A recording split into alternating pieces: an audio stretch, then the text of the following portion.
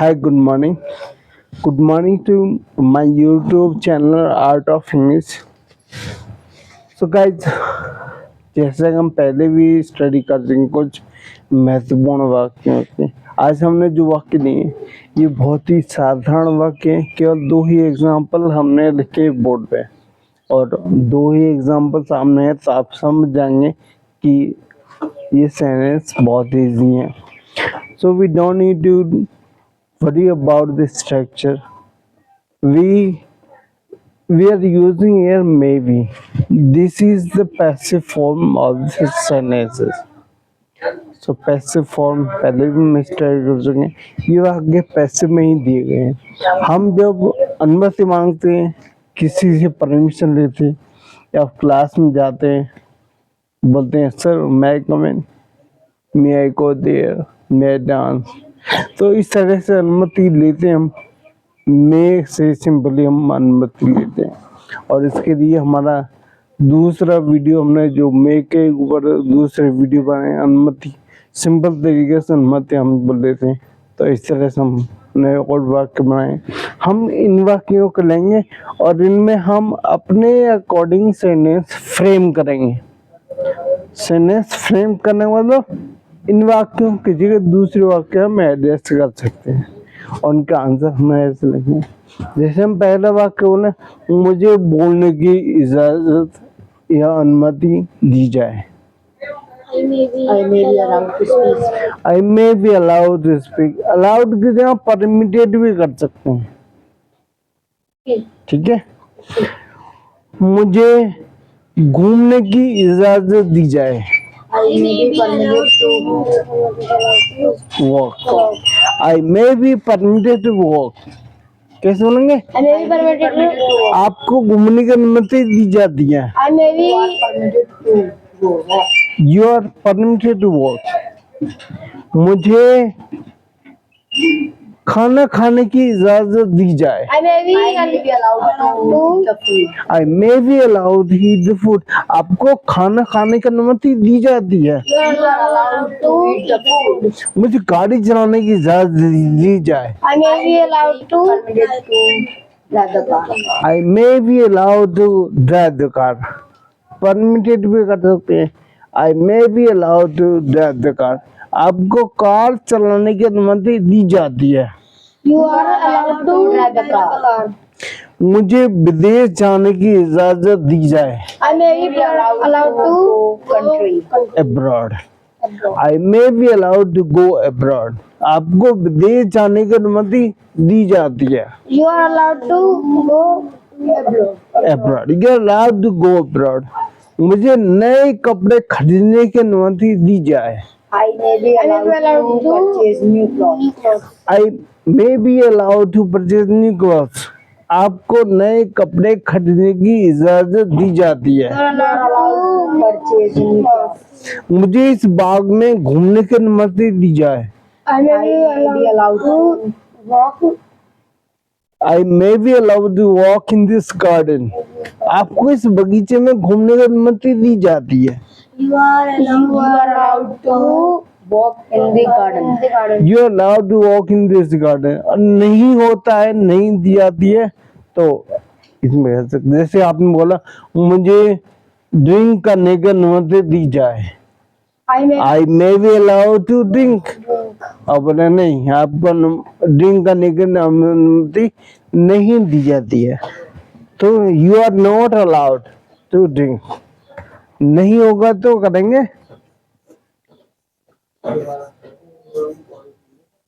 You are not allowed to drink. आपको drink करने की अनुमति नहीं दी जाती है। You are not allowed to drink. मुझे धूम्रपान करने की इजाजत दी जाए। I may be allowed to smoke. आपको धूम्रपान करने की अनुमति नहीं दी जाती है। You are not allowed to smoke. You are not allowed to smoke. मुझे नाचने की इजाजत दी जाए। I may be allowed to dance. I may be allowed to dance. नहीं, आपको नाचने की इजाजत नहीं दी जाती है. You You're are not allowed to dance. not allowed to dance. आपको नाचने की इजाजत दी जाती है. You are allowed to dance. अब हम इजाजत में किसी भी चीज की इजाजत ऐसे मांग सकते हैं जैसे मुझे क्लास से बाहर जाने की इजाजत दी जाए. I may be allowed to go out from the class. You are allowed to go out from the class. मुझे अंदर आने की इजाजत दी जाए. I may be allowed to come here. Come in, अंदर. I may be allowed to come in. कैसे लेंगे? I may be allowed to come in. I may be allowed to come in. Yeah, you are allowed to come in. You are allowed to come in. Of course, you are allowed to come in. है नहीं? लेकिन हम class में अनुमति लेंगे तो मैं से करेंगे. So may I come in? या may I come in? May I go out? May I go to washroom? May I go there? ऐसे करके इस तरह से हम क्लास में अनुमति नहीं मांगेंगे. ये अनुमति की जैसे जज के सामने बोले आप मुझे बोलने की अनुमति दिया है, घर में फैमिली में कभी इस तरह से बोल सकते हैं कि मुझे वहाँ जाने की इजाज़त दी जाए, मुझे उससे बात करने की इजाज़त दी जाए, मुझे गाड़ी चलाने की इजाज़त दी जाए, मुझे उसके घर जाने की इजाज़त दी जाए, मुझे शादी करने की इजाज़त दी जाए, मुझे एक नया फ्लैट खरीदने की इजाज़त दी जाए. कुछ भी इन वाक्य में फ्रेम कर सकते हैं और उन वाक्यों को हम ऐसे बना सकते हैं. मे का प्रयोग हमने पहले जो वीडियो बनाया था उसमें हमने मे का प्रयोग अच्छी तरह समझा है. परमिशन लेने के लिए मे का प्रयोग करते हैं. कैन का प्रयोग कहाँ करते हैं, दोनों में डिफरेंस बताया हमने. कैन का प्रयोग जब शक्ति की बात हो, सामर्थ्य की बात हो तो वहाँ पे हम कैन का प्रयोग करते हैं. उसमें अलग तरीके से समझा है, लेकिन आप इन वाक्यों को इस तरह से फ्रेम कर सकते हैं और जितना ज़्यादा बोलेंगे उतना ही ज़्यादा आप समझ सकते हैं. Practice makes a man perfect, so keep on doing practice. When you wake up in the morning, you need to think in your mind that you will start to speak English. It does not matter whether you are surrounded by the people who speak English or not, but you are only one who can start to speak English. Think in English and try to speak as far as your knowledge is concerned. Always try to speak English. And if you have so many friends who know how to speak English, then you can start to speak with them. Otherwise, make more and more sentences and revise these sentences in your mind. You are only one who can start. It does not matter whether you have friends who can speak or not. तुम्हारे साथ में और English बोलने वाले हैं या नहीं, कोई बात नहीं, खुद ही स्टार्ट कीजिए, खुद ही उनको बोल के देखिए, खुद ही क्वेश्चन रखिए, खुद ही आंसर इनके दीजिए. आप ये सोच के क्वेश्चन कीजिए कि आप कहीं पर ये बातें बोलेंगे तो कैसे बोलेंगे. सपोज आपको सामने sir I may permitted speak, I may be permitted to drive the car because my intention is to drive the car. Please, I may be allowed to drive the car. I may be allowed to dance here in this party. I may be allowed to drive the bike. I may be allowed to dance here. I may be allowed to operate the computer because this is my desire.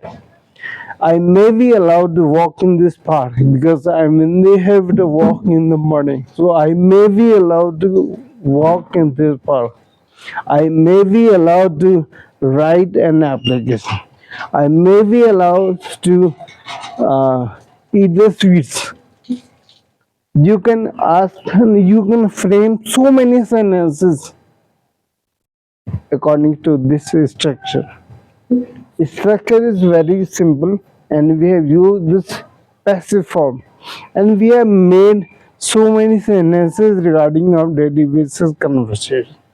You can visit our channel Art of English 1863 where we have made so many videos that can help you to start to speak English. If you have any doubt, if you have any query, please contact us on our YouTube channel. We'll make more interesting videos. So guys, share my videos and like my videos and give your most valuable comments. So thank you very much. Thank you.